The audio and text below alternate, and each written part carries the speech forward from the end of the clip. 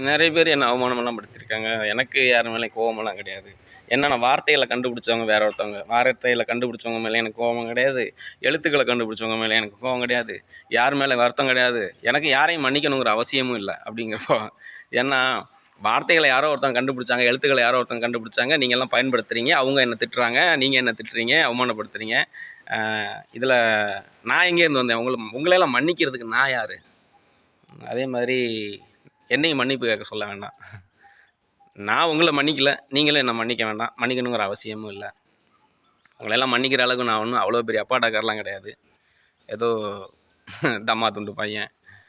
"நீ என்ன பெரிய மயிரா?" அப்படிங்கிறீங்க. பெரிய அப்பாட்டக்காரா? அவ்வளோ பெரிய இவனா? பெரிய அப்பாட்டக்காரன் சும்மா சின்ன பையன்ப்பா.